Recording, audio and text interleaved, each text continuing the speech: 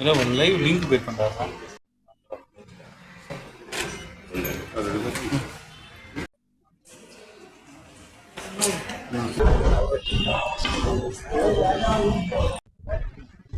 ఆంధ్ర రాష్ట్రంలో కూటమి ప్రభుత్వం అధికారంలోకి వచ్చిన తర్వాత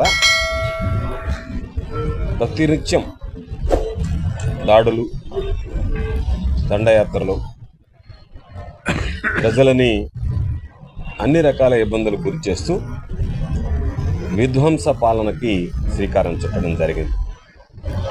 ఒక మాటలో చెప్పాలంటే ఈ రాష్ట్రంలో రెడ్ బుక్ పేరిట రాక్షస పాలన జరిగేటువంటి పరిస్థితులు ఉన్నాయి.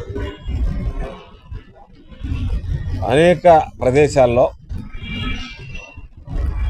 రాష్ట్ర వ్యాప్తంగా, జిల్లా వ్యాప్తంగా వైఎస్ఆర్ కాంగ్రెస్ పార్టీ శ్రేణుల మీద దాడులు చేయడం, వాళ్ళ ఆస్తులు ధ్వంసం చేయడం, వాళ్ళ భూములు ఆక్రమించడం, ప్రశ్నించినటువంటి వారి మీద దౌర్జన్యం చేయడం, ఈ అరాచకాలను ప్రశ్నించేటువంటి వ్యక్తులు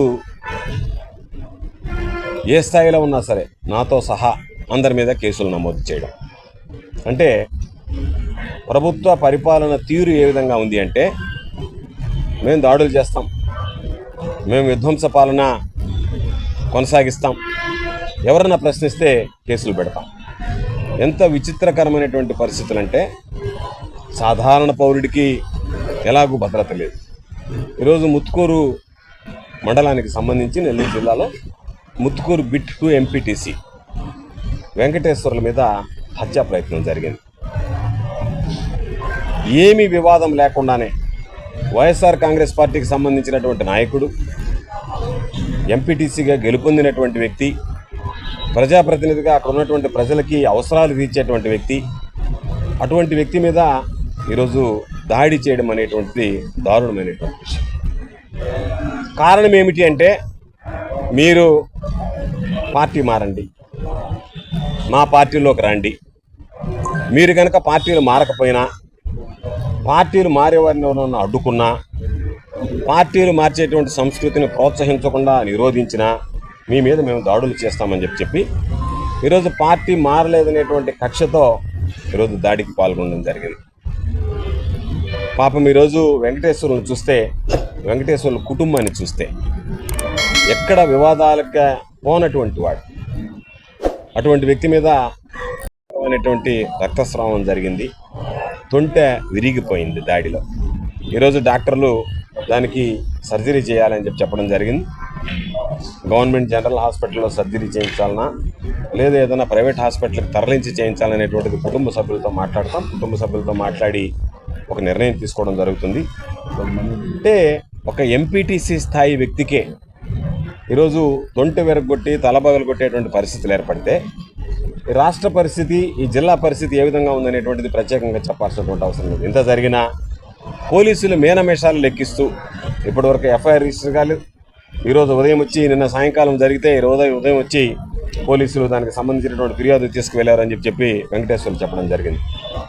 మొక్కుబడిగా కేసులు నమోదు చేయడం, నామమాత్రం కేసులు పెట్టడం, వదిలివేయడం, మరలా వాళ్ళు వైఎస్ఆర్ కాంగ్రెస్ పార్టీకి సంబంధించినటువంటి నాయకులు మరికొంతమంది మీద దాడి చేయడం. అంటే ఏమవుతుంది, కొడితే మాత్రం మనకి వెనక అండదండలు ఉన్నాయి, మనల్ని రక్షించే వాళ్ళు ఉన్నారు, పార్టీ ఉంది, తెలుగుదేశం పార్టీ ఉంది, తెలుగుదేశం పార్టీ ఏం చెప్తే జరుగుతుంది, పోలీసులు తెలుగుదేశం పార్టీ నాయకులు ఏం చెప్తే చేస్తున్నారని చెప్పి నేను జిల్లా ఎస్పీ గారికి చెప్పేది, ఇదే పందా కొనసాగితే, ఈ రెడ్ బుక్ పేరిట రాక్షస పాలనే కనుక మీరు కొనసాగిస్తే గ్రామాల్లో శాంతి భద్రతలు తలెత్తాయి.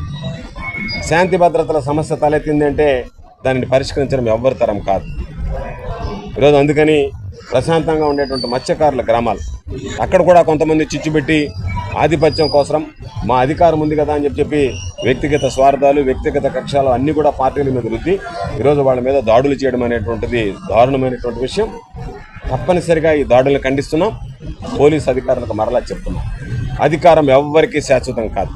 ఈరోజు అధికారం ఉంది అని చెప్పి మీరు తెలుగుదేశం పార్టీ నాయకులు చెప్పినట్టుగా విర్రవీగితే, ఈరోజు మీరు ఏదైనా సరే పాపాలకు పాల్పడితే ఆ పాపాలు శాపాల్లాగా మీకు వెంటాడతాయనేటువంటిది గుర్తుంచుకోండి. ఈ తెలుగుదేశం నాయకులు ఎవ్వరు కూడా రేపు మరలా ఈ రాష్ట్రంలో సార్వత్రిక ఎన్నికలు జరిగితే సార్వత్రిక ఎన్నికల కౌంటింగ్ ట్రెండింగ్ చూసిన తర్వాత ఈ రాష్ట్రంలో కూడా ఉండరు, ఉండేటువంటి పరిస్థితులు కూడా ఉండవు. ఎక్కడ వాళ్ళు అక్కడ పరారవుతారు. మీరు ఉద్యోగం చేయాల్సినటువంటి వాళ్ళు కాబట్టి పక్షపాతంగా వ్యవహరించడం తప్ప పక్షపాత ధోరణితో వ్యవహరిస్తే మీరు అనేక రకాలైనటువంటి ఇబ్బందులు పడాల్సినటువంటి పరిస్థితి ఏర్పడుతుందనేటువంటి విషయాన్ని గమనించండి. కాబట్టి ఈరోజు చెప్పాం, 7 నెలల పాలన పూర్తయింది. 7 నెలల్లోనే ప్రజలు ఈరోజు ఎందుకు అన్ని వర్గాలు, రైతుల దగ్గర నుంచి మహిళల దగ్గర నుంచి ప్రతి ఒక్కరు, సాధారణ పౌరుడు ప్రతి ఒక్కరు, వ్యాపారస్తుల దగ్గర నుంచి ఈ ప్రభుత్వానికి ఎందుకు ఓటు వేశాము, ఈ ప్రభుత్వాన్ని ఎందుకు గద్దెనెక్కించాము, ఎందుకు ఇన్ని అనర్థాల పాలైంది రాష్ట్రము, మనందరం ఎందుకు ఈ విధంగా బ్రతుకులను బుగ్గు చేసుకున్నాం అనేటువంటి బాధ ఈరోజు ప్రజల్లో ఉంది. కాబట్టి తప్పనిసరిగా ప్రజలందరూ కూడా ఏ రోజు ఎన్నికలు జరిగినా సరే చంద్రబాబు నాయుడిని మామూలుగా కాకుండా, పోయినసారి ఒక స్లోగన్ ఉండేది వై నాట్ 175 అని, ఈసారి ఖచ్చితంగా 175 స్థానాల్లో తెలుగుదేశం పార్టీని, కూటమిని తరిమి కొట్టడానికి ప్రజలు సిద్ధంగా ఉన్నారు. కాబట్టి రాక్షస పాలన మీద విసుగు చెందారు, దాడులు ఎక్కువయ్యాయి, యుద్ధంసాలు ఎక్కువయ్యాయి. కాబట్టి ఈరోజు నేను మరలా చెప్పేది, ముత్తుకూరులో మా ఎంపీటీసీ సభ్యులైనటువంటి వెంకటేశ్వర్ల మీద జరిగినటువంటి దాడిని ఖండిస్తున్నాం. దీని మీద కనుక చర్యలు తీసుకోకపోతే, నేను మరలా చెప్తున్నా, దీని మీద కనుక పోలీసులు సరైనటువంటి చర్యలు తీసుకొని ఇప్పటి వరకు అరెస్ట్ చేయలేదు. దాదాపుగా జరిగి 16 గంటలైంది. 16 గంటలైతే కనీసం మీరు అరెస్ట్ కూడా చేయకుండా, మీరు విచ్చలవిడిగా ఆ నిందితులను వదిలేసి కేసులు బుక్ చేయకుండా ఉంటే మీరు ఎటువంటి సంకేతాలు ఈ సమాజంలో ఇస్తున్నారనేటువంటి అర్థం చేసుకోండి. ఈ కేసులన్నీ కూడా మరలా ఈరోజు ఒక కొత్త సంస్కృతిని తీసుకొచ్చారు. ఏదైనా సరే మీరు ఆ పాత కేసులు కూడా తిరగదోడొచ్చని, పాత కేసులు అంటే మీలాగా అన్యాయాలు, అక్రమాలు జరగకుండా కేసులు పెట్టడం కాదు, నిజంగా అన్యాయం జరిగి, అక్రమాలు జరిగి మీరు కేసులు పెట్టకుండా ఉదాసీనంగా వ్యవహరించినటువంటి కేసులు ఏదైనా ఉంటే వాటి అన్నిటి మీద కూడా మళ్ళీ విచారణ జరిపిస్తాం. విచారణ జరిపించి నిందితులను శిక్షించడంతో పాటు బాధ్యులైనటువంటి వ్యక్తులు ఎవరు ఉంటారో వాళ్ళెవ్వరిని కూడా అధికారులు విడిచిపెట్టేటువంటి ప్రసక్తే ఉండదని చెప్పి సందర్భంగా తెలియజేస్తున్నాం. కాబట్టి తప్పనిసరిగా పోలీసులు సరిగ్గా స్పందించి దానికి సంబంధించి ఈరోజు చట్టం ప్రకారం తీసుకోవాల్సినటువంటి అన్ని కఠినమైనటువంటి సెక్షన్లు నమోదు చేసి చర్యలు తీసుకున్నటువంటి నేపథ్యంలో తప్పనిసరిగా ప్రైవేట్ కేసులు వేసినా సరే పోలీసుల్ని ఈరోజు దాంట్లో బాధ్యులు చేస్తామని చెప్పి సందర్భంగా తెలియజేస్తూ నేను ఒకటే చెప్తున్నా, వైఎస్ఆర్ కాంగ్రెస్ పార్టీ శ్రేణులు ఎవ్వరు కూడా భయపడాల్సినటువంటి అవసరం లేదు. దాడులు జరుగుతున్నాయి, కేసులు పెడుతున్నారు, అన్నిటికీ సిద్ధంగా ఉన్నాం. మరలా మంచి రోజులు, మంచి భవిష్యత్తు ముందుంది. వీటన్నిటికీ కూడా మరలా భారీ మూల్యం చెల్లించుకోవాల్సినటువంటి పరిస్థితి తెలుగుదేశం పార్టీ నాయకులకి, శ్రేణులకి, అధికారులకి ఏర్పడుతుందని చెప్పి ఈ సందర్భంగా తెలియజేస్తాను.